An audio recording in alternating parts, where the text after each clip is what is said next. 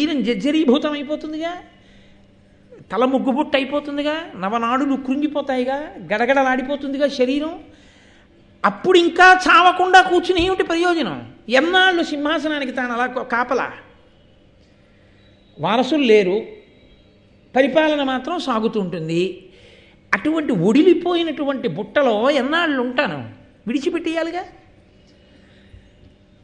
కాబట్టి తాను ఈ విషయాల గురించి ఆలోచించకుండా నేనైతే ప్రతిజ్ఞ విడిచిపెట్టను, ఇంకా మిగిలిందంటావా నీ ఇష్టం, ఏం చేసుకుంటావో చేసుకో. ఆనాడు మీ నాన్నగారేగా అడిగారు నీకు పుట్టిన బిడ్డలకి రాజ్యం ఇమ్మని. అందుకని మీ నాన్నగారిని అడుగు ఇప్పుడు పిలిచి అని కూడా అనొచ్చు, దెప్పి పొడిచే లక్షణం ఉంటే. లేదా ఇంతకన్నా నేనేం చేస్తానమ్మా, ప్రతిజ్ఞ చేశాను, ఇప్పుడు నేను చేయగలిగిందే ఉంది, ప్రతిజ్ఞ తిప్పలేను. కాబట్టి తర్వాత ఏం జరగాలన్నది నేను మాట్లాడితే ఏం బాగుంటుంది? నువ్వు ఎవరైనా ధర్మాత్మల్ని పిలిచి నిర్ణయం చేసుకో అని అంతఃపురంలో తల్లికి బాసటగా నిలబడవలసినటువంటి కొడుకు నిలబడకుండా తప్పుకోగలగడం కూడా భీష్ముడికి అవకాశం ఉంది. కానీ అమ్మ దగ్గర కొడుకుగా నిలబడ్డము అంటే అమ్మకి సమస్య వచ్చినప్పుడు కొడుకు నీ ఇష్టం వచ్చినట్టు చేసుకో అన్నవాడు కొడుకు ఎందుకు అవుతాడండి? అమ్మ ఇది కుదరదు కానమ్మా, మనం ఇలా చేస్తే ఎలా ఉంటుంది అని సలహా చెప్పినవాడు ఎవడో వాడు అమ్మ యొక్క బాధని పంచుకున్నవాడు, వాడు కొడుకు. కడుపున పుట్టాడా? పుట్టలేదు. పుట్టకపోయినా సత్యవతీదేవి యందలి అమ్మతనాన్ని గౌరవించాడు అంటే ఇప్పుడు కర్తవ్యాన్ని పంచుకుంటేనే. అప్పుడు ఆయన భీష్ముని యొక్క ఔదార్యం.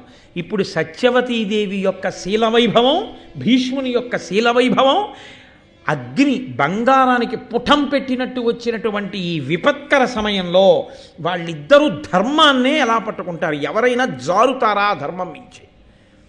ఇది ఎంత సంక్లిష్ట పరిస్థితి అండి మహాభారతంలో. కాబట్టి ఇప్పుడు ఆయన అన్నాడు, అమ్మా నేను చిరుతండా అమ్మా పిల్లాడినా నేను ఎలా వదిలేస్తానమ్మా? హిమకురుడు శైత్యమును, అర్యముడు మహాతేజమును, హుతాశనుడు ఉష్ణత్వమును విడిచిరేని గురువర్ధమునా చేకొనిన సత్వ్రతంబు విడుతునే.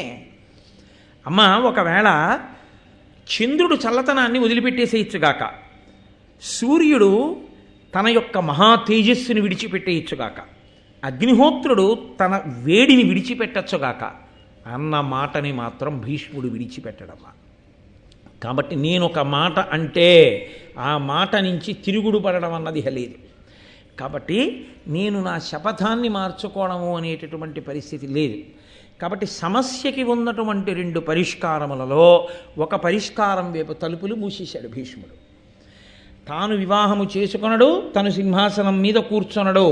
కాబట్టి తన వైపు నుంచి రాజప్రతినిధిగా ఆ సింహాసనం మీద కూర్చునేవాడు వచ్చేంతవరకు రక్షణ చేసి అప్పజెప్పడం వినా తాను ఆ వంశాభివృద్ధికి తిన్నగా బిడ్డల్ని కని ఏదో పాత్ర పోషించడం అనేది కుదరదు చెప్పేశాడు.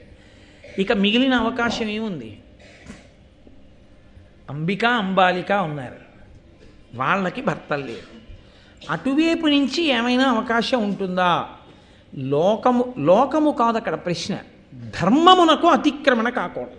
ధర్మాతిక్రమణము కాకుండా సంతానమును పొంది, సామాన్యం కాదు, ద్వాపరయుగం అండి, ఎంతమంది ధర్మాత్ములు, ఒకరు కాదు ఇద్దరు కాదు, ప్రశ్న వేరు అదేమిటయా అని. అసలు సరి అయిన చరిత్ర తెలియకుండానే పెద్ద భార్య కుమారుడికి రాజ్యం అంగీకరించారు, ప్రతీపుడి విషయంలోనే అంగీకరించలేదు. ప్రతీపుడికి ఇస్తానంటే ఆ రెండో వాడికి అటువంటిది, పెద్దవాడికి ఇస్తానంటే అటువంటిది, ఇప్పుడు కొత్తగా అంబికకి అంబాలికకి భర్తలు లేకుండా కలిగే సంతానాన్ని సింహాసనం మీద కూర్చోబెడతానంటే ప్రజలు అంగీకరిస్తారా? ఋషులు అంగీకరిస్తారా? ఎవరు అంగీకరిస్తారు? పైగా అది ధర్మం అవుతుందా? కాబట్టి అసలు ధార్మికమైన మార్గం ఉన్నదా? ఏదో సంతానం కాదు, ఏదో సంతానానికి మీరు ఒక విషయాన్ని గుర్తుపెట్టుకోవాలి, సభాముఖంగా చర్చ చేయడం కష్టం. వాళ్ళు అంత చేత కాని వాళ్ళు, పనికి మాలిన వాళ్ళు కారు. కాశీరాజు కుమార్తెలు అంబిక అంబాలిక. కాశీరాజు ఒప్పుకుంటాడా?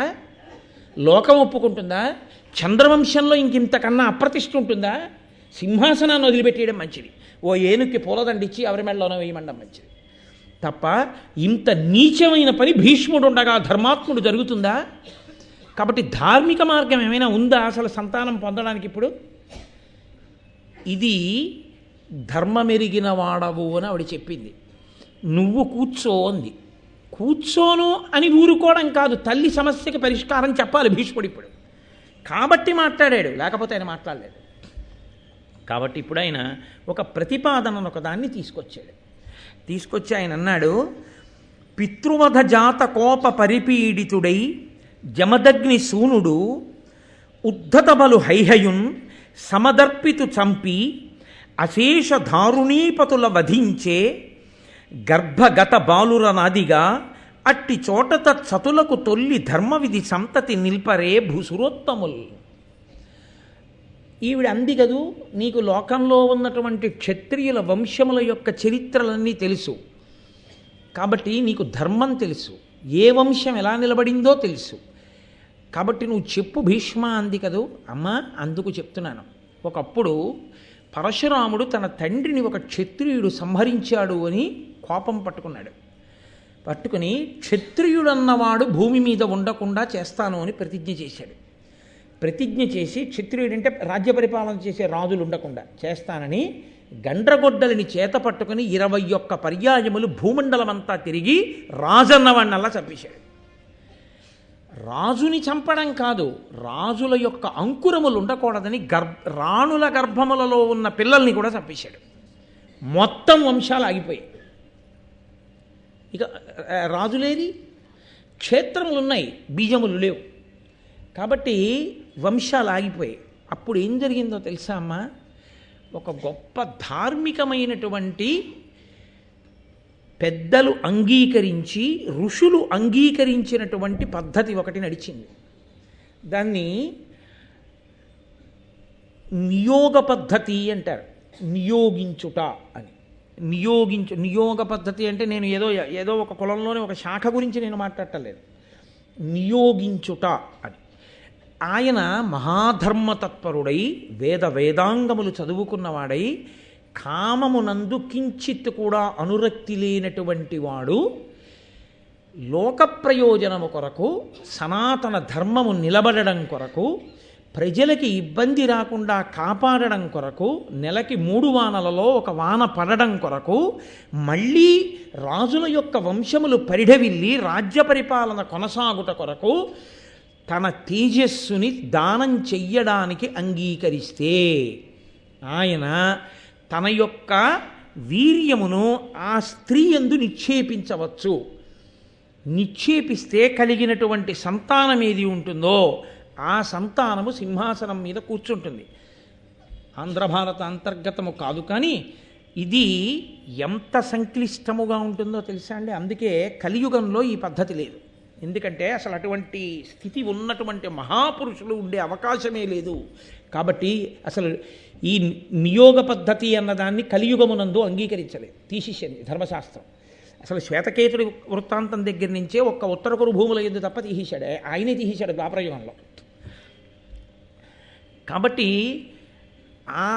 ఏ మహాపురుషుడు అలా ఇద్దామనుకుంటున్నాడో, సంతానమును కల్పించాలి అని సంకల్పం చేస్తున్నాడో, ఆయనకి ఏ స్త్రీకి ఈయన అటువంటి సంతానాన్ని కల్పించడానికి ఉద్యుక్తుడవుతున్నాడో ఆయనకి ఆమెతో ఉన్న వరుస ఏమి ముందు చూడవలసి ఉంటుంది కదా. అసలు ఈ అన్య స్త్రీ, ఆమె ముఖం ఈయన తెలియదు, ఈయన ముఖం ఆయన తెలియదు, అదొక ఎత్తు. ఏదో అనుబంధం ఉంది, ఇద్దరి మధ్య బంధుత్వం ఉంది, ఆ అనుబంధం మరదలయ్యి ఉంటే, మరదలు కోడలతో సమానం. అన్నదమ్ముడు మరణిస్తే ఆమె విధవరాలైతే ఇక సంతానం లేకపోతే వంశం ఆగిపోతుంటే, అలాంటప్పుడు ఉత్తముడైనటువంటి వేదం చదువుకుని అసలు కామస్పర్శ లేనటువంటి ఒక మహాపురుషుడు తన వీర్యదానములు చేసి వంశమును కల్పించవచ్చా అంటే, ఇక్కడ ఇద్దరూ పతనమైపోయి ఆ వంశమంతా నశించిపోతుంది. ఎప్పుడో తెలుసా అండి? గదిలోకి వెళ్లే ముందు కానీ, గదిలోంచి బయటకు వచ్చాక కానీ ఇక ఆమె యందు ఆ తలంపు ఆయనకు ఉండకూడదు. గదిలో ముందు నించున్నప్పుడు మరదలన్న భావనే, గది బయటికి వచ్చేశాక ఇక మరదలే. ఒక్క సంతానమును కృప చేసిన సమయంలో మాత్రం ఉదారుడై కామోపభోగము కొరకు కాకుండా మాత్రమే తేజోదానము చేయగలిగిన వాడై ఉండాలి. అందుకే ఆవు నీతిని ఒంటి నిండా రాసేసుకుంటారు అని చెప్పింది. ఇక నేను దీన్ని అంతకన్నా విడమర్చి సభాముఖంగా మాట్లాడడం నాకు ఇష్టం లేదు. ధర్మ సంబంధమైన విషయాన్ని ఒక గంభీరమైన స్థితిలో మీరు అర్థం చేసుకోవడానికి నేను అంతవరకు ప్రతిపాదన చేశాను అంతే. కాబట్టి అటువంటి స్థితిలో మహాపురుషులు అటువంటి వారు కామోపభోగము కోరని వారైతే మొదటి అవకాశం ఏదో తెలుసా? సుక్షత్రియుడు జన్మించేది ఎప్పుడు అంటే, ధర్మము తప్పని స్థితి ఎప్పుడు కలుగుతుందంటే, ఆ వంశంలో ఆమె యొక్క భర్త చనిపోయి ఉన్నప్పుడు ఆమెకి బావగారి వరస కానీ మరిది వరస కానీ ఉన్నవాడెవరైనా మహాధర్మాత్ముడై గొప్ప బ్రాహ్మీమయమూర్తి అయిన వాడయ్యున్నవాడు ఉంటే దేవరన్యాయం అంటారు. ఆయన అలా సంగమిస్తే, అందుకే కామోపభోగం అనేది ఏది ఉండదు అందులో, కేవలము వీర్యప్రధానం అంతే. అలా చేయగలిగితే వంశము నిలబడుతుందమ్మా. ఋషులు తప్పు పట్టరు, ధర్మము చెడదు. లోకంలో పరిపాలన చేసిన రాజవంశములన్నీ ఒకనాడు పరశురాముడు చంపగా ఆ తర్వాత వచ్చినటువంటి వంశములన్నీ బ్రాహ్మణ దత్తములే అలా వచ్చాయి. కాబట్టి లోకము తప్పు పట్టలేదు. కాబట్టి అలా కుదురుతుందేమో లోతుగా విషయ పరిశీలనాన్ని వృద్ధ బ్రాహ్మణులతో వృద్ధులైనటువంటి కుల పెద్దలతో చర్చించు అన్నాడు. ఎంత మర్యాదో చూడండి, ఎంత ధర్మమో చూడండి. తల్లి సమస్యని తాను పంచుకోవాలి. ఇప్పుడు వచ్చిన సమస్య సామాన్యమైన సమస్య కాదు, దీనికి పరిష్కారం దొరకాలి. వెంటనే ఆవిడ కూడా అంత ఉదారురాలై సమాధానం చెప్పాలి కదండి. ఆయన ఇంకొక ఉదాహరణ ఒకటి చూపిస్తూ ఒక విషయాన్ని మాట్లాడాడు. ఒకానొకప్పుడు ఉతధ్యుడు అనేటటువంటి మహర్షి యొక్క భార్య అయినటువంటి మమత యందు బృహస్పతి వచ్చి ఆమెతో మాట్లాడి తన వరాన్ని అపేక్షిస్తున్న సమయంలో ఆమె గర్భంలో ఉండేటటువంటి బిడ్డడు బృహస్పతిని తిరస్కరించినప్పుడు ఆయన నీవు అంధుడవుతామని శపించాడు. ఆ కారణం చేత ఆ ఉతధ్యుని యొక్క భార్య కడుపులో ఉన్నటువంటి పిల్లవాడు అంధుడిగా పుట్టాడు. తమస్సు అంటే చీకటి. ఇక పుట్టినదాదిగా చనిపోయే వరకు పుట్టుగురుడివాడు కాబట్టి ఆయన్ని దీర్ఘతముడు అని పిలిచారు. కానీ ఆయనకి ఎలా అబ్బిందో, కళ్ళు లేకపోయినా స్వరం కదండి, విని కదా నేర్చుకుంటారు వేదం. మహావేద పండితుడైపోయాడు, గొప్ప వేద పండితుడైపోయాడు. ఆ వేద పండితుడైతే ఆయన వివాహం చేసుకున్నాడు. ఆయనకి గౌతముడు అని పేరు కలిగినటువంటి కుమారుడితో సహా చాలామంది కొడుకులు కలిగారు. చాలామంది కొడుకులు కలిగిన తరువాత ఒక రోజున ఆయన భార్య ప్రద్వేషిణి అనబడేటటువంటి భార్య ఆయన్ని విసుక్కుంది. చికాకు పడితే ఆయన అన్నాడు, నువ్వు భర్తని, నా మీద ఎందుకు ఇలా చికాకు పడుతున్నావు అని అడిగాడు. అడిగితే ఆవిడంది, పతియు భరించుగావున భర్తయ్యే, భామ భరింపబడునుగాన భార్యయ్యే, పరగ అవి మనయందు వీడ్వడియే, నిన్ను నేను ఎల్లకాలము భరింతుగాన. లోకంలో ఆడదాన్ని భరిస్తాడు కాబట్టి భర్త అంటారు, భర్త చేత భరింపబడుతుంది కాబట్టి భార్య అంటారు. కానీ మన విషయంలో తేడా అయింది. నువ్వు పుట్టుగురుడివాడివి, అందుకని నీకు అన్నం పెట్టడం నిన్ను పోషించడం నా పని అయింది కాబట్టి నేను భర్తనయ్యాను, నువ్వు భార్య అయ్యావు నిజానికి. కానీ లోకంలో నువ్వు భర్త నేను భార్య అంటున్నారు. అందుకే నాకు అసహ్యం. నువ్వు నన్ను భరించింది ఏమిటి? ఎప్పుడూ నిన్ను భరించడమే నాకు సరిపోతుంది. గుడ్డివాడివి, ఎందుకు పనికిరావు, ఏమీ వెళ్ళలేవు, ఏమీ చెయ్యలేవు, ఆ వేదం చదువుకుంటూ కూర్చుంటావు. ఎవరైనా సంతోషించి నీకు ఏమైనా చేతిలో పెట్టారా దక్షిణ, అదిగో అది పనికి వస్తుంది అంతే అని ఆమె ద్వేషించి మాట్లాడి కోపంగా మాట్లాడితే ఆయన ఆ రోజున మొత్తం స్త్రీ జాతికి ఒక శాపవాక్కు విడిచిపెట్టాడు. అప్పటి వరకు స్త్రీ జాతి యందు భర్త మరణించిన 5వ తనానికి సంబంధించినటువంటి చిహ్నములను విడిచిపెట్టడం అనేది లేదు. దీర్ఘతముడు ఇచ్చినటువంటి శాపం దగ్గర నుంచే పరిస్థితిని మార్చవలసి వచ్చింది. ఆయన ఆ రోజు క్రోధంతో అన్నాడు ఒక్క మాట. ఎప్పటి దీర్ఘతముడు, ఒక్కొక్క ఋషి అన్న మాట ఎంత దూరం పెడుతుందో చూడండి. ఆయన అన్నాడు, పతిహీనలైన భామన లతిధనవంతులయ్యు కులజలయ్యును అనలంకృతలయ్యడు మాంగల్య రహితలయ్యడు గుణ ప్రవృత్తి ఇదియు మొదలుగన్. ఎంత చేతకాని వాడైనా, ఎంత పనికి మాలిన వాడైనా భర్త ఉన్నంత కాలమే 5వ తనానికి సంబంధించిన చిహ్నాలు. ఎంత గొప్పదైనా, ఎంత ఐశ్వర్యవంతురాలైనా, ఎంత గొప్పదైగా పుట్టినా భర్త మరణిస్తే 5వ తనానికి సంబంధించిన చిహ్నములను ఆడది విడిచిపెట్టుగాక. కాబట్టి నేను శాపవాక్కు విడిచిపెడుతున్నానన్నాడు. అది ఒక్క భార్యతో సరిపోయిందా? నన్ను నువ్వు ఇలా ద్వేషించావు కాబట్టి, భార్య భర్త అన్న మాట పెట్టి మాట్లాడావు కాబట్టి, ఇది సమస్త స్త్రీ పురుష జాతికి అన్వయం అవుతుంది కాబట్టి నేను స్త్రీ జాతినంతటినీ శపిస్తున్నానన్నాడు. నిస్సందేహంగా అది ధూర్తతనంతో కూడిన శాపవాక్యే. నేనేమి వెనకేసుకురాను. అంటే మహాతపోనిష్టాగరిష్ఠులైనటువంటి వ్యక్తులు అవధిలేని కోపాన్ని ప్రదర్శిస్తే ఒక్కొక్కసారి అంత దారుణమైన స్థితిలో ఏర్పడతాయని, నువ్వు అలా కోపాన్ని పొందకు అని చెప్పడానికి దీర్ఘతముని యొక్క వృత్తాంతం ఒకటి. ఆవిడికి ఒళ్ళు మండింది. నీళ్లల్లో తోసేస్తే తండ్రిని చంపిన పాపం, తోసేయమన్నందుకు భర్తను చంపిన పాపం వస్తాయి. వెదురు కర్రలు కట్టి నీళ్లలో వదిలేయండిరా వీళ్ళది. వెదురు కర్రల మంచె మీద కూర్చోబెట్టి, కళ్ళు లేవుగా, వెదురు కర్రల చేతులకి కాళ్ళకి కట్టి ప్రవాహంలో వదిలేశారు కొడుకులు. పో, ఎక్కడికి పోతావో తేలుతూ పో. అలాగా నిన్ను అడ్డుకునేవాడు ఆదుకునేవాడు కనబడ్డావు. ఇప్పుడు నిన్ను ఎవరు భరించాలో తెలుస్తుంది. ఇదే శాపం నువ్వు ఇచ్చేది అని నీళ్ళలో వదిలేశారు. ఆయన ఏం చేశాడు? ప్రవాహంలో వెళ్తున్నాడో, మొసలుందో, తిమింగలం ఉందో, ఏది ఉందో తెలియదుగా. అందుకని ఏదో అయ్యోయ్ బాబోయ్ అని కేకలేయడం మానేసి చక్కటి స్వరంతో భయం అంటూ వేయడానికి అసలు కళ్ళు అంటూ ఉంటారు. భయమే. ఇప్పుడు భయం ఎందుకు? ఇంకా కళ్ళు లేని దానికి ఎదురుకుండా ఏముందని భయపడాలి కనుక. కాబట్టి హాయిగా వేదం చదువుకుంటూ పోతున్నాడు ఆ నీళ్ల మీద. అలా చాలా రోజులు ప్రయాణించి వెళ్ళేటప్పటికీ ఆ నదీ ప్రవాహంలో బలి అనబడేటటువంటి ఒక రాజుగారు కనబడ్డాడు. ఆయన నదికి స్నానానికి వచ్చి గంగా తీరంలో ఈ వెళ్ళిపోతూ స్వరం చెప్తూ వేదంతో వెళ్ళిపోతున్న వాడిని చూసి, అబ్బా ఎంత గొప్ప వేద బ్రాహ్మణుడు రా, మహానుభావుడు, ఎలా వెళ్ళిపోతున్నాడు రా నీళ్ల మీద, ఎవర్రా వెదురుకర్రలు కట్టేసిన వాడు తీసుకురండి అన్నాడు. ఆ భటులు వెళ్ళి తీసుకొచ్చారు. అయ్యయ్యయ్యయ్యో, ఇంత వేదం చదువుకున్నారు, ఇంత ధూర్తతనంగా మిమ్మల్ని నీళ్ల మీద వదిలేసిన వాళ్ళు ఎవరంటే నా కర్రలు విడిపించి ఇంటికి తీసుకెళ్ళాడు. తీసుకెళ్ళి, అమ్మా, భీష్ముడు చెప్తున్నాడు తల్లికి. ఆయన భార్య పేరు సుదేష్ణ. విరాటపర్వంలో వచ్చే సుదేష్ణ కాదు, సుదేష్ణ. ఆమెకి సంతానం లేదు. ఆయన అడిగాడు ఈ బ్రాహ్మణుణ్ణి, దీర్ఘతముణ్ణి, నీవు వేదం చదువుకున్నవాడివి, నీకు ఇప్పుడు కామస్పర్శ లేనివాడివి, తేజోవంతుడివి, నీ వలన నా భార్యకి కుమారులు కలగాలని అడిగాడు. కానీ మలినమైన శరీరంతో ఉన్న ఈయన్ని చూసి అసహ్యం వేసి ఆ రాజుగారి భార్య సుదేష్ణ కళ్ళు లేనివాడు కాబట్టి ఆమెకి బదులు దాదిని పంపేది. 11 మంది పిల్లలు పుట్టారు.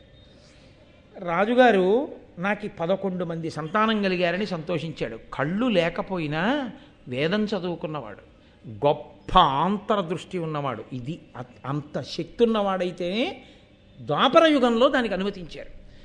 ఆయన అన్నాడు, వాళ్ళు నీ బిడ్డలు కారు, నీ దాది కుమార్తెకి పుట్టారు. కోమలి అనబడేటటువంటి ఆ దాది కుమార్తెకి పుట్టారు. కాంక్షీవ్రతుడు మొదలైనటువంటి పిల్లలు వాళ్ళందరూ. కాబట్టి వాళ్ళు నీ కుమారులు కారయ్యా అంటే రాజు ఏడ్చాడు. అయితే నా భార్యకి కుమారుణ్ణి అనుగ్రహించమని. ఆయన ఎంతటి తేజోమూర్తి అంటే ఆమె యొక్క అంగాంగములను స్పృశించి కుమారుణ్ణి ఇచ్చాడు. ఆ కుమారుణ్ణి ఇచ్చిన కారణం చేత అంగుడు అని పేరు వచ్చింది ఆ సుదేష్ణ కుమారుడికి. కాబట్టి అమ్మ, లోకంలో ఇటువంటి విపత్కర పరిస్థితి ఏర్పడి క్షేత్రము మిగిలిపోయి భర్త లేకపోతే, అటువంటప్పుడు ఉత్తమ క్షత్రియులు రాజ్య పరిపాలన కొరకు వంశం నిలబడాలి. కాబట్టి తేజోవంతులైన బిడ్డల్ని పొందడానికి, లోకాన్ని రక్షించడానికి మార్గాన్ని స్వీకరించిన దృష్టాంతములు ఉన్నాయి. కాబట్టి అటువంటి బ్రాహ్మణుడు దొరుకుతాడా? అంతటి తేజోమూర్తి కామస్పర్శ లేనివాడు ఉన్నాడా అంటే ఆవిడంది, నాయన, ఎప్పుడో మీ నాన్నగారు శంతన మహారాజు గారితో నాకు వివాహం జరగడానికి పూర్వం పరాశర మహర్షి వలన నాకు సద్యగర్భంలో వ్యాసుడన్న కొడుకు పుట్టాడు. నా కన్యాత్వం చెడలేదు వరం వల్ల. నేను మీ తండ్రికి భార్యనయ్యాను. అదిగో ఆ వ్యాసుడున్నాడే, ఆ వ్యాసుడు నాకు వరం ఇచ్చాడు. నేను తలుచుకుంటే వస్తాడు, కనపడతాడు. ఆ వ్యాసుడు ఇప్పుడు బంధుత్వం చేత బావగారు అవుతాడు అంబికా అంబాలికకి. దేవరన్యాయము అంటారు. విధవలై బావగారులో మరుదులో మిగిలి ఉంటే, ఆ బావగారుల మరుదులలో అంతటి బ్రహ్మతేజోవంతుడుంటే, అటువంటి ఆయన వీర్యదానము చేత సంతానముల కంటే దేవరన్యాయం చేత పుట్టినటువంటి బిడ్డలు వంశంలో పుట్టిన వారి కింద లెక్క. వారి సింహాసనం మీద కూర్చోవచ్చు, పితృపిండాలు పెట్టచ్చు. కాబట్టి నేను ఆ వ్యాసుణ్ణి పిలుస్తాను అంది. వ్యాసుడికి వ్యామోహం కాదు, వ్యాసుడు తానుచ్చి కోరుకున్నది కాదు. ఈవిడ ఈవిడ చెప్పగానే వ్యాసుడున్న దిక్కుకి భీష్ముడు నమస్కారం చేస్తే మహానుభావుడు వచ్చాడు. ఆ వ్యాసుడు సామాన్యమైనటువంటి తేజోమూర్తి కాదు. నీలగిరీంద్ర శృంగమున నిర్మలమైన సువర్ణవల్లరీజాలమువోని పింగళ విశాల జటాచయమొప్పగా వచశ్రీలలితుండు వచ్చి నిలచన్ హరినీల వినీల విగ్రహారాల రుచుల్ వెలుగంగా పరాశరసూనుడు తల్లి ముందటన్. నల్లటి పర్వతం మీద ఓ మెరుపులు ఉంటే ఎలా ఉంటుందో అలా నల్లటి వాడు, ఎర్రటి జటలతో మెరిసిపోతున్నవాడు, లోకానికి పలుకొచ్చే పలుకులు చెప్పగలిగినవాడు, బ్రహ్మనిష్టాగరిష్ఠుడు, పుట్టుక చేత 4 వేదములు నేర్చుకుని పుట్టినటువంటి వాడు, 4 వేదములు విభాగం చేసినవాడు, అష్టాదశ పురాణములకు కర్త, మహాతేజోమూర్తి, కృష్ణద్వైపాయనుడు, సాక్షాత్ నారాయణాంశ సంభవుడు, గురువులకు గురువు, బ్రహ్మనిష్టాగరిష్ఠుడైనటువంటి వ్యాసుడు బావగారిగా అనుబంధాన్ని కలిగి ఉన్నాడు కాబట్టి ఆయన ప్రత్యక్షమయ్యాడు. ప్రత్యక్షమైతే అప్పుడు ఆ భీష్ముడితో ఆ వ్యాస భగవానుడితో సత్యవతీదేవి తన కష్టాన్ని చెప్పుకుంది. ఈ భీష్ముడు ప్రతిజ్ఞ చేశాడు ఆయన సత్యవాక్యాన్ని దాటడం. కాబట్టి ఇప్పుడు ఆయన సింహాసనం మీద కూర్చోడు, వివాహం చేసుకోడు, బిడ్డలు పుట్టరు. నా కుమారులిద్దరూ మరణించారు, అంబిక అంబాలిక మిగిలి ఉన్నారు. సింహాసనానికి వారసు లేడు, వంశానికి నలుసు లేదు. కాబట్టి ఇంత సంక్లిష్ట పరిస్థితి వచ్చింది. ధృతినీయనుజుండైన విశ్రుతుడైన విచిత్ర వీర్యు సుక్షేత్రములన్ సుతులంబడయము కులమవిరత సంతతి నెగడ దేవర న్యాయమునన్. నాయన విచిత్ర వీర్యుని యొక్క చిత్రాంగతుడు అసలు పెళ్ళవకుండా చచ్చిపోయాడు. కాబట్టి విచిత్ర వీర్యుని యొక్క భార్యలున్నారు అంబిక అంబాలిక. నువ్వు దయతో నీ తేజస్సుని కృపచేసి సంతానము కలిగేటట్టుగా అనుగ్రహించు. ఆ సంతానము లేకపోతే ఏమిటి అంటావేమో, నీకు తెలియని ధర్మం కాదు. నీ కారణమున వంశమనాకులమై నిలుచుటయు తదాప్తులు ప్రజలు శోక భయంబులు విడుతురు నాకును భీష్మునకొకడు మనఃప్రియమెసగన్. లోకానికి శోకము భయము పోతాయి రాజు సింహాసనం మీద కూర్చుంటే. కాబట్టి లోకానికి శోక భయాలు పోవాలి, మా వంశము నిలబడాలి, ఇది తంతువుగా పెరగాలి. కాబట్టి నాయన నువ్వు అనుగ్రహించవలసింది అంటే వ్యాస భగవానుడు అన్నాడు. ఆయన భూత భవిష్యత్ వర్తమాన కాలములు తెలిసినవాడు. అమ్మా నేను రాజుని కాను, నేను బ్రాహ్మీమయమూర్తిని, అపార తేజోమూర్తి. వ్యాస భగవానుడు అంటే 1000 సూర్యులు ఉదయించినట్టు ఉంటాడు. ఆ జటామండలం అది. వాళ్ళు రాచకన్యలు, నా వంటి వాణ్ణి దగ్గరగా చూడడం అన్నది వారు ఎరుగరు. కాబట్టి నేను ఒక వ్రతం చెప్తాను, 1 ఏడాది పాటు ఈశ్వరుణ్ణి ఉద్దేశించి తపస్సు చెయ్యమను. వాళ్ళ మనస్సు పూర్తిగా శుద్ధమైన తరువాత అప్పుడు నేను నా తేజస్సుని కృప చేస్తే మీ వంశము పరిఢవిల్లేటటువంటి కుమారులు కలుగుతారు. కాబట్టి 1 ఏడాది పాటు వాళ్ళని వ్రతం చేయమనమ్మా అన్నాడు. అంటే ఆవిడంది, ప్రకటముగ వంశ విస్తారకులకు పుత్రులు చెచ్చరం పడయుదురు, అరాచకమైన దారుణీ ప్రజకొక నిమిషంబైన ప్రకృతి నుండగలావే.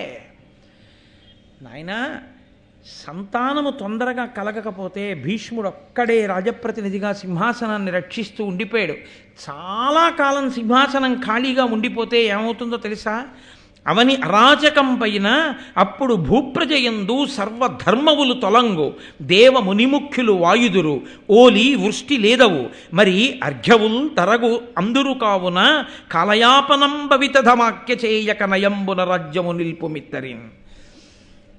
రాజు సింహాసనం మీద చాలా కాలం ఉండకపోతే సర్వధర్మములు క్షీణించిపోతాయి, భయభక్తులు ఉండవిహ. ధర్మం నశించిపోతే, ధర్మం లేదు కాబట్టి ధర్మాత్ములైన వారు ఆ రాజ్యాన్ని విడిచిపెట్టి వేరు రాజ్యాలకు వెళ్ళిపోతారు. వెళ్ళిపోతే ఇంకా ఆ రాజ్యంలో వర్షాలు పడవు, కరువు కాటకాలు వచ్చేస్తాయి. ఏవి ప్రజలు తిని బతకవలసి ఉంటుందో అవి దొరకని స్థితి వస్తుంది, ధరలు పెరిగిపోతాయి. ఏవి అక్కర్లేదో, ఏది మనిషికి పనికొచ్చేది కాదో, ఏది మనిషిని చంపేస్తుందో అలాంటిది వీధి వీధిన వాడవాడన దొరకడం ప్రారంభమవుతుంది. కాబట్టి అది ప్రమాదకరమైన పరిస్థితి అని గుర్తు, అరాచకమని గుర్తు. కాబట్టి అలా ఉండకూడదు. దేనికి ఏ ధర దొరకాలో ఆ ధర దానికి దొరకదు. దొరకక ప్రజలకి అందుబాటులో ఉండకూడనివి అందుబాటులోకి వస్తాయి, అందుబాటులో ఉండవలసినవి అందుబాటులో లేకుండా పోతాయి. ఇది రాజు లేకపోతే వచ్చే స్థితి. వంశం గురించి ఎంత బాధపడుతున్నానో, ఇంతమంది ఏలిన ఈ రాజ్యంలో ప్రజలు ఏమైపోతారని బెంగపెట్టుకుంటున్నాను. కాబట్టి నాయన వారి యందు తొందరగా సంతానమును పొందాలి అని నేను కోరుకుంటున్నాను. అంటే ఆయన అన్నాడు, అమ్మా నేను తప్పకుండా వారిద్దరిని అనుగ్రహిస్తాను అన్నాడు. అంబికని ఈవిడ వెళ్ళి ధర్మం చెప్పింది, బలవంతం చేయడం కానీ, లేకపోతే ఏదో శాసించి సంతానాన్ని పొందమనడం కానీ కాదు. సత్యవతీదేవి ధర్మం చెప్పి, ఇవాళ నేను ఎలా కోడలనో మీరు కూడా కోడళ్ళు, ఏది ధర్మమో భీష్ముడితో బ్రాహ్మణులతో కులపెద్దలతో నిర్ణయించి ఈషన్మాత్రము ధర్మ వ్యతిరేకము కాదని తెలిసి అంతటి మహాపురుషుడు అదృష్టవశాత్తు వ్యాసుడిగా నా కడుపున పుట్టి ఉన్నాడు కాబట్టి బావగారు అయ్యాడు. లేకపోతే దేవరన్యాయంలో పుట్టడానికి మీకు బావగారులు మరుదులు లేరు. భీష్ముడు భీష్మించి ఉన్నాడు కాబట్టి మీరు ప్రహృష్ట హృదయముతో సంతానములు కనండి అని అడిగింది. అంబిక అంబాలిక అంగీకరించారు. మహానుభావుడైనటువంటి వ్యాస భగవానుడు అంబికని చేరుకున్నటువంటి సమయంలో అకస్మాత్తుగా వ్యాసుణ్ణంత దగ్గరగా చూసిన అంబిక బిత్తరపోయింది. అంతటి తేజోమూర్తి, అంతటి జటామండలం, అంతటి తేజస్సు, అంత నల్లటి శరీరం ఆయన్ని చూసి భయపడిపోయి అంతటి తేజోమూర్తిని ఎరగని అమాయకురాలు కన్నులు గట్టిగా మూసుకుంది. ఆయన తల్లితో అన్నాడు, అమ్మా నేను అందుకే ఏడాది వ్రతం చేయడం మంచిదని చెప్పాను. నీ కోడలు భయపడి కన్నులు గట్టిగా మూసుకుంది, నా తేజస్సుని తట్టుకోలేకపోయింది. ఆ కారణం చేత జాత్యంధుడైన వాడు, పుట్టుకతో కన్నులు లేనివాడు పుడతాడమ్మా అని చెప్పాడు. అంటే ఎంత దూరం చెప్పగలిగాడో చూడండి. మహాభారతంలో నేను వేదిక మీద కూర్చుని చెప్పలేకపోతున్నాను, కానీ కొన్ని విషయాలు స్త్రీ పురుషుల యందు ప్రహృష్ట హృదయులైతే తప్ప సత్సంతానము కలగదు. క్షేత్రమునందు వైక్లభ్యము సంతానమునందు పొందుతుంది. అందుకే గర్భిణి అయిన స్త్రీ ప్రసన్న హృదయంతో సంతోషంగా ఉండేటట్టు ఉంచుతారు. అత్తవారు కూడా మొదటి కాన్పులో ఇంట్లో ఎందుకు ఉంచుకోరో తెలుసా అండి? అంత ప్రేమ లేక కాదు. ఆ తల్లి దగ్గర ఏం పెరిగిందో, ఆ తల్లి ఏం పెట్టిందో, ఏమి స్వతంత్రంగా ఉంటుందో మనమే వెళ్ళి బెంగపెట్టుకున్నప్పుడు అలా చూద్దాం. అంతేకాని ఆ అమ్మ దగ్గరే ఆ సంతోషంతో అక్కడ అలా గడపని. అమ్మకి సంతోషం కాబట్టి ఆ పిల్లకి ఉన్న ఇబ్బందులన్నీ తెలుసు కాబట్టి తల్లి కడుపులో పెట్టుకు చూసుకుంటుంది. పైగా నా వాళ్ళు, నా ఇల్లు, ఇక్కడ ఉన్నాను అని ఒక సంతోషం పుట్టింటి మీద. భర్త వచ్చి మాట్లాడుతూ, అత్తమామలు వెళ్ళి మాట్లాడుతూ ఆ సంతోషంగా ఉంటే ఆ ప్రహృష్ట హృదయం మంచి సంతానం లోపల పెరిగేటట్టుగా తేజోకారణం అవుతుందని పుట్టినింటికి పంపేవారు. ఆ ప్రసవ సమయానికి 5వ నెల 6వ నెల వచ్చేటప్పటికి పుట్టింటికి చేరేవారు. కాబట్టి విశాల హృదయంతో మాట్లాడతారు. కాబట్టి వ్యాసుడు కేవలము తేజోప్రదాత కాడు, అంత దూరం చెప్పగలిగిన మహాపురుషుడైన. కాబట్టే ఆయన అమ్మా ఈమె కడుపున జాత్యంధుడు పుడతాడమ్మా అన్నాడు. సంతానమన్నది రాజ్యము కొరకు మాత్రమే కాదు. ఆ తేజోప్రదానం జరిగినప్పుడు ఒకరు మాత్రమే సంతానమును పొంది రెండవ వారు సంతానమును పొందకపోతే నేను అమ్మను అవలేకపోయానన్న బెంగ ఉండిపోతుంది, బాధ ఉండిపోతుంది. రెండు, ఈమె భయపడిపోయింది అంటే ఆమె వేరొక ప్రయత్నమునందు కూడా సత్సంతానమును పొందుతుందన్న ధైర్యం లేదు. అందుకని అంబాలికని అభ్యర్థించింది సత్యవతీదేవి. అంగీకరించిన అంబాలిక దగ్గరికి వ్యాసభగవానుడు వెళ్ళాడు. ఆయన తేజోమయమైన స్వరూపాన్ని చూసి ఈవిడ కన్నులు మూసుకోకపోయినా మనసు వెలవెలపోయింది ఆవిడకి. అమ్మ బాబోయ్ ఏమి తేజస్సు అని. అంత దగ్గరగా చూసేటప్పటికీ అప్పుడు ఉద్విగ్నతకి లోనైపోయింది. వ్యాసురుడు తేజోప్రజానం చేసి బయటికి వచ్చి అన్నాడు, అమ్మా ఆమె ప్రహృష్ట హృదయ కాదు, వెలవెలబోయింది నన్ను చూసి. కాబట్టి అతి తెల్లని శరీరం ఉన్నవాడు పుడతాడమ్మా అన్నాడు. పాండు రోగమున్నవాడు పుడతాడని భారతంలో లేదు. అతి తెల్లని వర్ణం ఉన్నవాడు పుడతాడు, చాలా అందగాడు అని తర్వాతే వర్ణించారు నన్నయ్య గారు. కాబట్టి అతి తెల్లని వర్ణంతో, పాండువర్ణంతో పుడతాడమ్మా, వెలవెలబోయింది కాబట్టి ఆవిడ అన్నాడు. అలాగే ఆవిడికి పాండురాజు గారు పుట్టాడు. తేజోప్రధాన సమయమునందే నిర్ణయించేశాడు ఎటువంటి సంతానం పుడుతుందో. తదనంతర కాలమునందు బలవన్మద నాగాయుత బలయుతుడు సుతుండు పుట్టే ప్రజ్ఞాచక్షుండలగుడు ధృతరాష్ట్రుండా లలనకు అంబికకు కురుకుల ప్రవరుండై. ఆయన 10,000 ఏనుగుల బలం కలిగినటువంటి వాడిగా, కళ్ళు లేకపోయినా బుద్ధి అనబడేటటువంటి కన్ను మాత్రం చాలా గట్టిదున్నవాడై అంబికకి కుమారుడిగా ధృతరాష్ట్రుడు పుట్టాడు. అలాగే అంబాలికకును గుణరత్నాంబుధి పాండుర విరాజితాంగుడు ప్రభవించన్ పాండురాజు కురువంశంబు ప్రతిష్ఠింప ధర్మ సర్వజ్ఞుండై. అంబాలిక యందు వివర్ణమును పొంది, అంటే వివర్ణమనగా అతి తెల్లని రంగుతో పాండురాజు గారు జన్మించారు. వంశోద్ధారకుడు, మహానుభావుడు, గుణములకు నిధి, మహాబలవంతుడైనటువంటి వాడు పాండురాజు పుట్టాడు. ఇప్పుడు 2 కుమారులు జన్మించారు. కానీ సత్యవతీదేవి యొక్క గొప్పతనం ఎక్కడుందో తెలుసా అండి? ఆమె ఒక్క మాట కోడలనలేదు. ఇది ఎంత తప్పు చేశావమ్మా, ఎంత బ్రతిమాలి తీసుకొచ్చానమ్మా, వ్యాసుడి కర్మ కాలిపోయా వచ్చాడు. ఆయన కర్మ కాలిందా, ఆయన కోరుకున్నదా, ఆయనే కామాతురుడైతే ఆయనే వివాహం చేసుకోగలడు. కానీ మన వంశాన్ని నిలబడం కోసం తేజోప్రదానం చేశాడు. అటువంటి వాడు దగ్గరకు వచ్చినప్పుడు కన్నులు మూసుకున్నావా, ఎంత పొరపాటు చేశావు, ఇప్పుడు అంధుడు పుట్టాడు అని ఒక్క మాట కోడల్ని అనలేదు.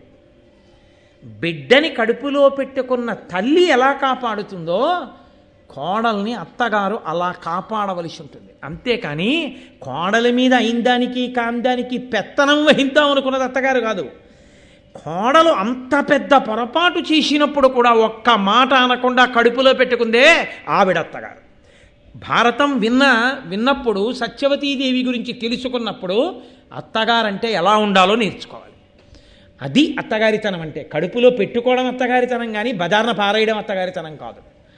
కాబట్టి అటువంటి మహాతల్లి ఆ పాండురాజు ధృతరాష్ట్రుడు పుట్టాడని కోడళ్ళని మందలించలేదు. కానీ ఆవిడ బెంగ పెట్టుకుంది. ఎందుకు బెంగ పెట్టుకుందంటే, ఏ తెల్లటి వర్ణం వాడో ఓ కొడుకు పుట్టాడు, బాగానే ఉంది అంబాలిక విషయం. పాపం ఇప్పుడు అంబిక విషయంలోకి వచ్చేటప్పటికి ధృతరాష్ట్రుడు పుట్టాడు, గుడ్డివాడు పుట్టాడు. ఇప్పుడు భర్త పోయాడని ఒక ఏడుపు, కొడుకు పుట్టాడు కానీ గుడ్డివాడు సింహాసనం మీద కూర్చోలేడని ఒక ఏడుపు.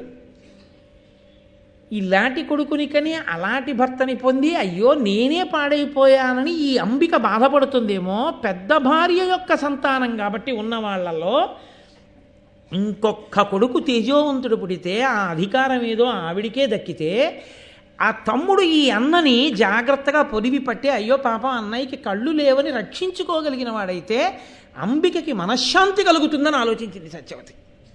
ఎంత ఉదార హృదయరాలు చూడండి ఆవిడ. ఆయన కర్మ అండి వ్యాసభగవానుడికి. అమ్మకి వరం ఇచ్చాడు పుట్టినప్పుడు, అమ్మా నువ్వు పిలిస్తే వస్తానమ్మా, నీవు ఏదడిగినా నీకు ఉపకారం చేస్తానమ్మా అన్నాడు. అందుకు అమ్మ మాటకి కట్టుబడిపోయాడు వ్యాసుడు. ఆవిడ మళ్ళీ ప్రార్థన చేసింది, వ్యాసుడిని మళ్ళీ వచ్చాడు, అమ్మ ఏం ఆజ్ఞ అన్నాడు. నాయనా తెలిసి జరిగిందో తెలియక జరిగిందో పెద్ద పొరపాటు జరిగిపోయింది, జాత్యంధుడు పుట్టాడు, ఆ అంబిక పరిస్థితి ఏమిటి, కాబట్టి నువ్వు ఇంకొక్క మారు అంబికని అనుగ్రహించు. ఆయన అన్నాడు, అమ్మ నీ కోరిక మేరకు ఎదర పెద్ద పెద్ద ఇబ్బందులు రాకుండా తప్పకుండా నేను అంబికని అనుగ్రహిస్తాను. ఇప్పుడు అంబిక సంక్షోభం పొందింది. ఇతపూర్వం నేను ఆయన్ని దగ్గరగా చూసినప్పుడు భయపడిపోయి కళ్ళు మూసుకున్నాను. మళ్ళీ రెండవ మాట నేను ఆయన్ని చూసినప్పుడు ఏం భయపడినా, తెల్లబోయినా, కళ్ళు మూసుకున్నా, ఆయన తేజస్సుని చూసినప్పుడు సహించలేకపోయినా, ప్రహృష్టమైన మనస్సుతో నిలబడలేకపోయినా మళ్ళీ ఏ ప్రమాదం వస్తుందో అని హడిలిపోయి ఆయన తేజస్సు గురించి ఆలోచిస్తే చాలు కంగారు పడిపోయి అది అత్తగారితో చెప్పి ఉంటే బాగుంటుంది. అక్కడ పొరపాటు చేసింది. చెయ్యడానికి కూడా వెనకాతల ఏదో ఉంటుంది కదండి, కదలికకి ఈశ్వరుడు ఉంటాడు కదా. ఆవిడ ధైర్యము కలిగినటువంటి ఒక దాసిని పిలిచి, ఎవరు అంబికో ఎవరు అంబాలికో నిజంగా గట్టిగా కళ్ళు తెరిచి చూసినవాడు కూడా కాడు వ్యాసుడు. అందుకు కాదుగా కావలసింది ఆయనకి ఏమిటంటే ఆ వంశాన్ని నిలబెట్టడం ఒక్కటే ఆయన ప్రయోజనం, అంతకు తప్ప ఆయన ఏ భోగమును కోరినవాడు కాడు. ఆయన ఒక్కసారి ఆ తేజోదానం చేశాడా అంతే, ఇక మరదలుగానే చూడగలడు. ఆయన అంతటి ఉదారుడు, అందుకు అటువంటి మహానుభావుడు కాబట్టి అర్హుడయ్యాడు. ఇప్పుడు ఆవిడ భయపడి దాసికి తనలా అలంకారం చేసింది. అలంకారం బట్టి రాచకన్య అనుకున్నారు, రాజుభార్య అనుకున్నారు. ఆవిడ్ని గదిలోకి ప్రవేశపెట్టింది. ఆవిడ అనుకుంది, ఏమి భోగం పట్టిందిరా నాకు, నా జన్మాంతరంలో వ్యాస భగవానుడికి కొడుకుని కండమే. అసలు ఎవరికీ చెల్లదు అది. అసలు వ్యాసుడికి కొడుకుని కండానికి క్షేత్రావడం ఏంటి, ఎవరికి చెల్లుతుంది? అది అసంభవం, ఒక్కనాటికి సాధ్యం కాదు. అటువంటి వ్యాస భగవానుడికి నేను కొడుకుని కండమా? ఏమొచ్చింది నా అదృష్టం అనుకుంది. ఎప్పుడు వస్తాడు వ్యాస భగవానుడు అని ఎదురు చూస్తోంది ఆవిడే. వ్యాస భగవానుడు రాని వచ్చాడు. అయితే ఇక్కడ ఒక పెద్ద ధర్మసూక్ష్మం ఒకటి ఉంటుంది. లోపల కూర్చున్న దాసి ఎదురు చూడొచ్చేమో కానీ వ్యాసుడికి తెలియదా త్రికాలవేది లోపల లేదు, అంబిక లేదు, దాసి ఉంది అని తెలియకుండా వీర్యదానం చేసేటంతటి అమాయకుడు ఆయన. మరి తెలిసి దాసికి ఎందుకు తేజోదానం చేశాడో తెలుసా అండి ఆయన? ఎదరవిందుడు కానీ అంటే ఇవాళ చెప్పనని కాదు, ఇది రేపు కొనసాగిస్తానంటే మీకు ఉత్కంఠ తీరదు. వీడు అసాధ్యం కులాన్ని అని తిడతారు పలహారం చేస్తూ, అది చెప్పే పూర్తి చేసేస్తాను. కాబట్టి ఇప్పుడు ఆయన తేజోదానం చేశాడు. ఎవరికి? ప్రహృష్టమైనటువంటి మనసున్నటువంటి దాసికి. ఆవిడికి మహాబలాఢ్యుడు, గొప్ప రాజనీతి తత్పరుడు, మహాతేజోమూర్తి విదురుడు జన్మించాడు. కానీ అంబాలికకి కొడుకు కాడు. కాబట్టి రాజ్యాధికారానికి అర్హత పొందకుండా పోయాడు.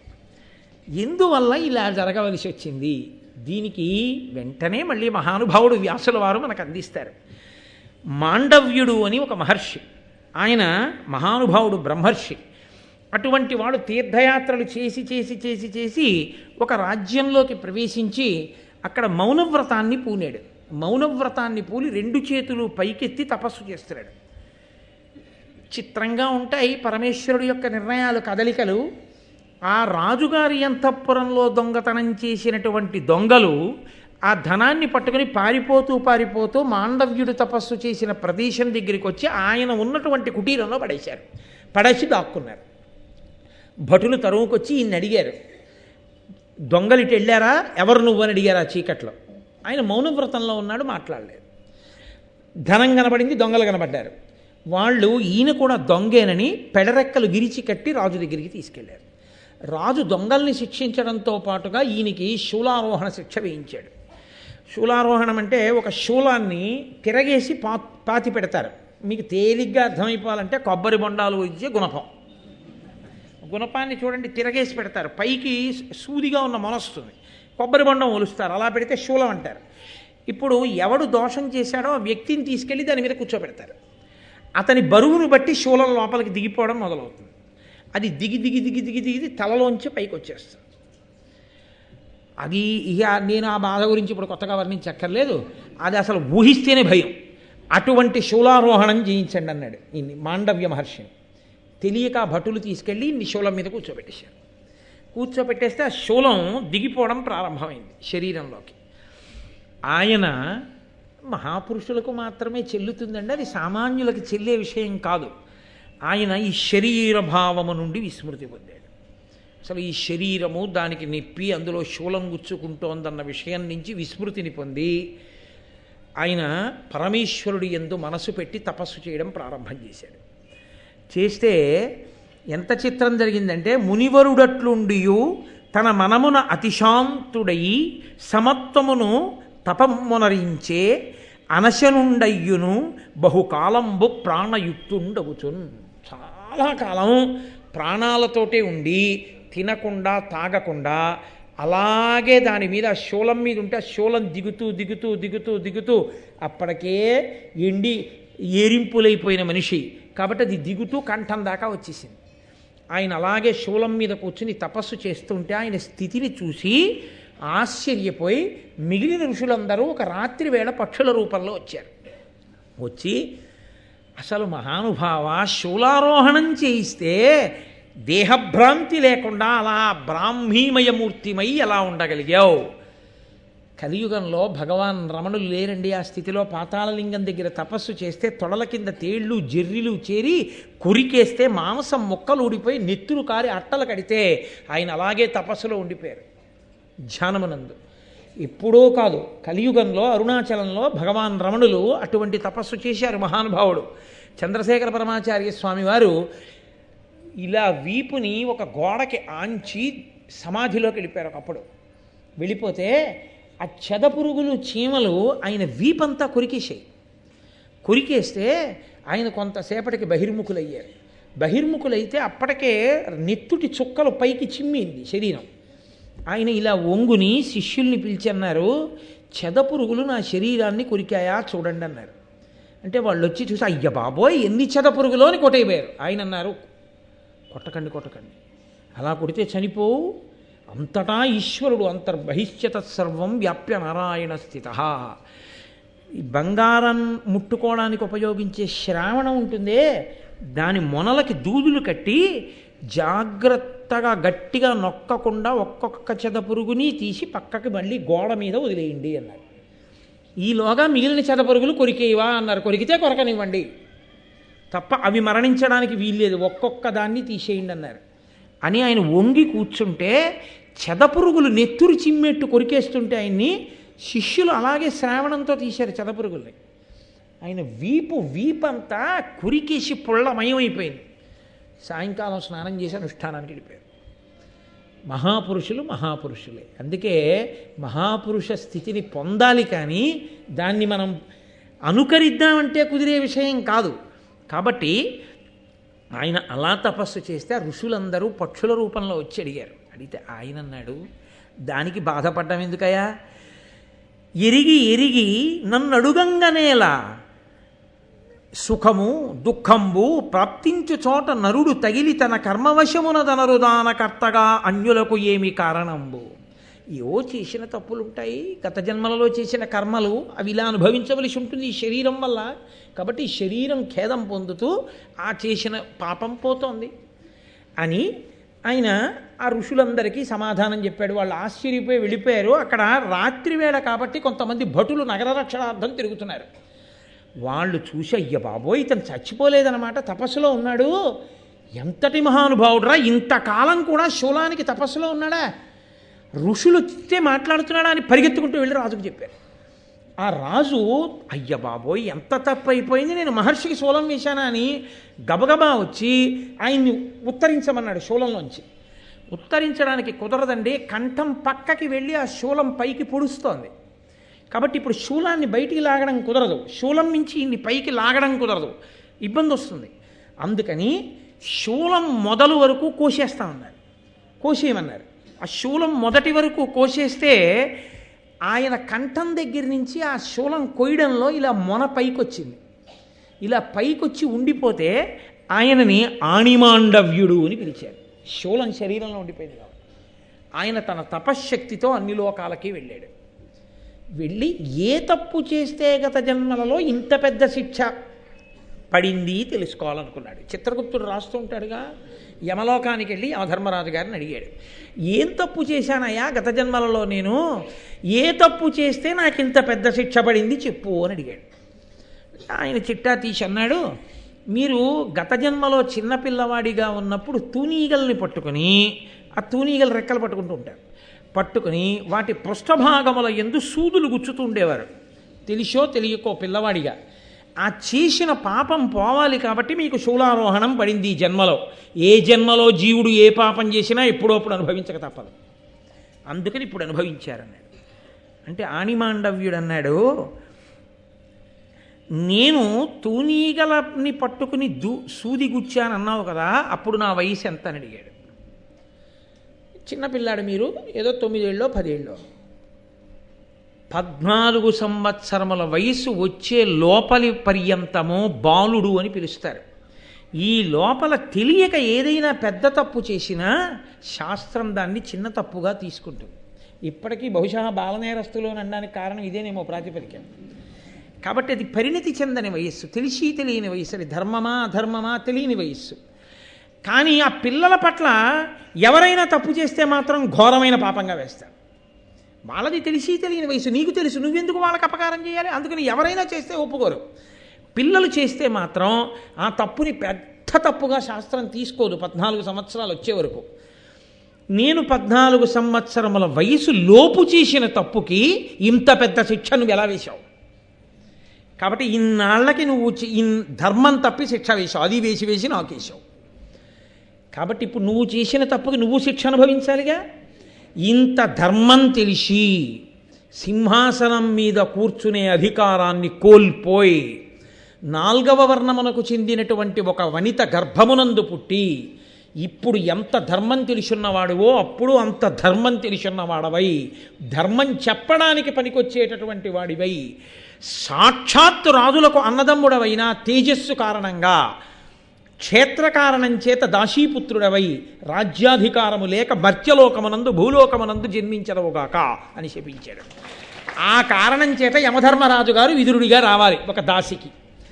అందుకని లోపల ఉన్నది అంబిక కాదని తెలిసిన మాండవ్యుని శాపం నిజమవ్వాలి కాబట్టి వ్యాసభగవానుడు తేజోప్రదానం చేశాడు. చెయ్యడం వల్ల ఆ దాసి యందు మహానుభావుడైనటువంటి విదురుడు జన్మించాడు.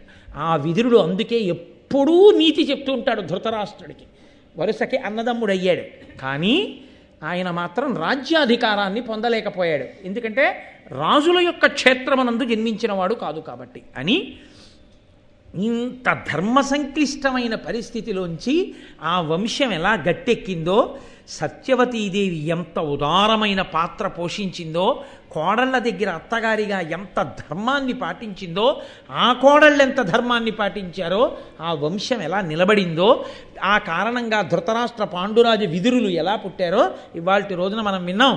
రేపటి నుంచి ఇంక రసకందాయం భారతం. ఎందుకంటే పాండవులు, కౌరవులు, దుర్యోధనుడు 5గురు పాండవులు పుడతారు. ఇంకిక్కడి నుంచి అద్భుతమైనటువంటి ప్రక్రియలో భారతం ముందుకు నడుస్తుంది. కాబట్టి రేపు సాయంకాలం 6:30 మనం తిరిగి కలుసుకుందాం. మంగళాశాసనపరై పదాచార్య పురోగమై సర్వైశ్చ పూర్వైరాచార్యై సత్కృతాయాస్తు మంగళం. మంగళం కోసలేంద్రాయ మహనీయ గుణాత్మనే చక్రవర్తి తనూజాయ సర్వభౌమాయ మంగళం. ఉమాకాంతాయ కాంతాయ కామితార్థప్రదాయినే శ్రీగిరీశాయ దేవాయ మలినాథాయ మంగళం. కరచరణకృతం వా కర్మవాక్కాయజం వా శ్రవణనైనజం వా మనసం వాపరాధం విహితం వా సర్వమేత్తక్షమస్వ. శివ శివ కరుణాబ్ధే శ్రీ మహాదేవ శంభో. సర్వం శ్రీ ఉమామహేశ్వర పరబ్రహ్మార్పణమస్తు. స్వస్తి.